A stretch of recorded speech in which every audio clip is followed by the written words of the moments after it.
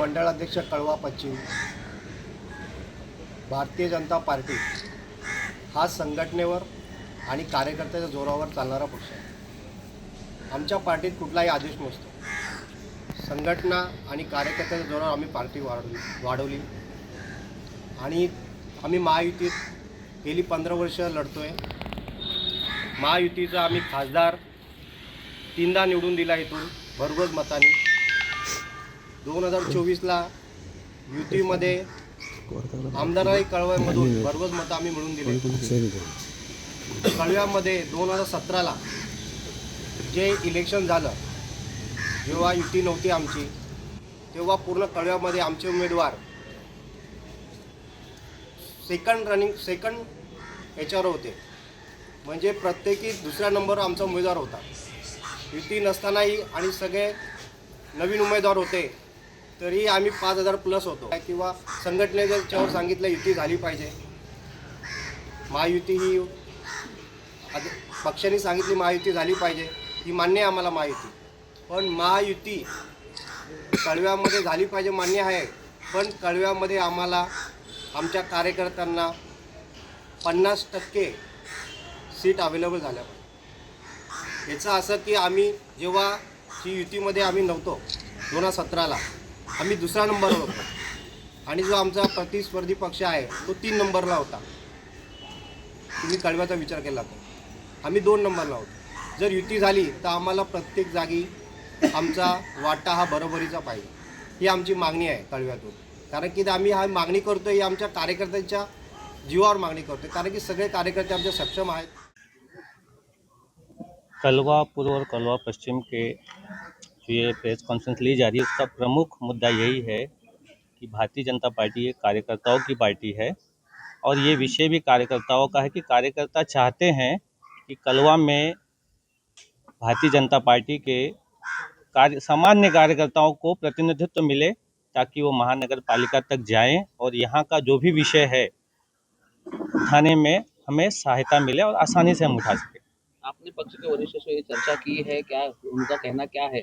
महायुति के संगठन में आपको उतनी सीट मिले चाहिए, क्या चर्चा की? देखिए, अभी तक जो हमारी चर्चा हुई है श्रेष्ठों से, सभी का कहना है कि बातें चल रही हैं। अब कितना मिलेंगे ये अभी तक पता नहीं है, लेकिन हम हमारी ये भूमिका रख रहे हैं कि हमें कम से कम 50% दिया जाए ताकि 2017 से 2025 या 26 पकड़ लीजिए, टोटल 9 सालों के बीच में पार्टी की ताकत कम से कम कलवा में दुगनी हो चुकी है, ऐसा मेरा मानना है।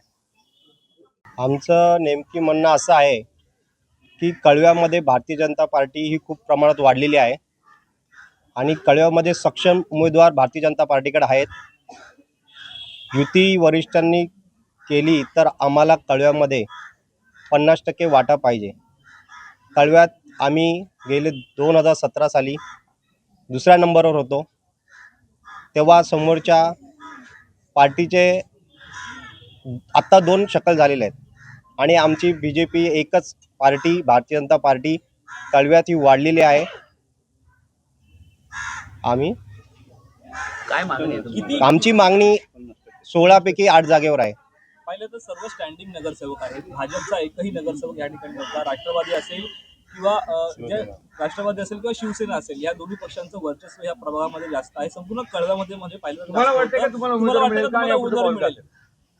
आम्हाला उमेदवारी भेटणार 100%। आमच्या वरिष्ठावर आम्हाला विश्वास आहे आणि जे आता कुठल्या दुसऱ्या पक्षातून त्या पक्षात गेलेले आहेत ते आमच्या मित्र पक्षात नव्हते, ते दुसऱ्या पक्षातून त्या पक्षात गेलेत आणि आमच्या कळव्यामध्ये आम्ही भरपूर प्रमाणात काम केलं आहे आणि आमच्या वरिष्ठांना माहिती आहे कळव्यामध्ये पक्ष वाढलेला आहे।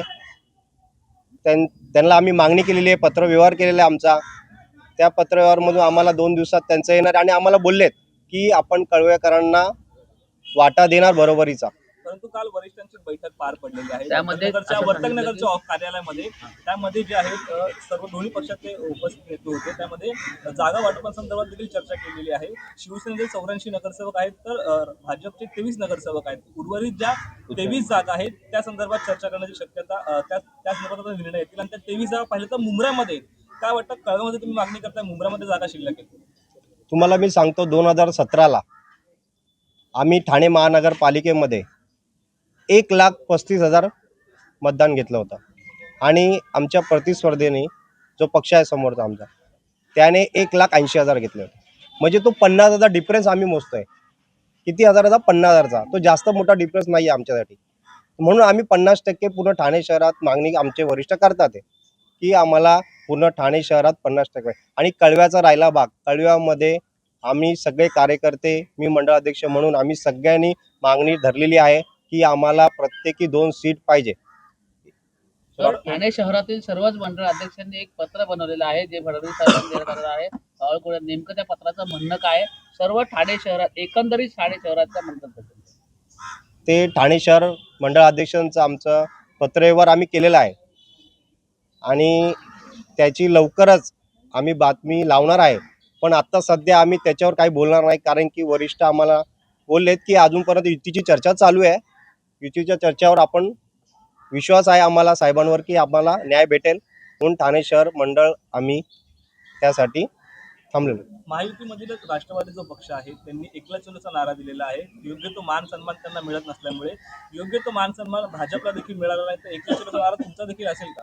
नाही, आम्ही मगाशीच बोललो आमचा पक्ष संघटने आणि कार्यकर्ते जीवावर चालतो आणि पक्ष हा कोणाच्या वैयक्तिक नाही, आमचा हा संघटने आणि कार्यकर्ता आहे. म्हणून आम्ही कुठल्याही प्रकारचा आम्ही तुम्हाला सांगणार नाही कारण की वरिष्ठांनी अजून आम्हाला सांगितलं की आम्ही 50% मागणार 100% आणि एकला चलो हा कुठलाही नारा नाही. आमच्या पक्षाविरुद्ध कुठलीही भूमिका नाही. पक्ष हा आमचा आम्ही जन्मच आमचा पक्षात झालेला आहे. आम्ही पक्षाविरोधात कुठली भूमिका घेणार नाही. तर मागणी मान्य झाली नाही तर युतीचं कार्य करणार तरी पण भाजपचे कार्यकर्ते जर मागणी मान्य झाली नाही तर बघा भाजपचे कार्यकर्ते एकनिष्ठ आहेत. हे राष्ट्रहितासाठी काम करतात आहे. कुठल्या प्रकारचं आमच्यावर अन्याय होणार नाही हे वरिष्ठांनी आम्हाला सांगितलेलं आहे. जरी तुम्ही म्हणत असाल तुम्हाला नाही वाटत युतीमध्ये आम्ही लढणार आहोत आणि युतीमध्ये आम्हाला सीट 100% सोडतील हे वरिष्ठ. एकला चलोचा हा नारा कुठल्याही प्रकारचा नाही आमच्याकडे. आम्ही पक्षाचीच भूमिका घेऊन चालणार आहे. आमचा संघटनेवर पक्ष चालतो आणि आम्ही पक्षावर जी भूमिका घेईल ते आम्ही मान्य करू. तो आमचा निर्णय नाहीये, हा वरिष्ठांचा निर्णय. स्थानिक स्वराज्य 8 जागेवर किंवा तुमच्या 16 जागेवर ती भूमिका ही आम्ही वरिष्ठ सांगतील तेव्हाच घेऊ.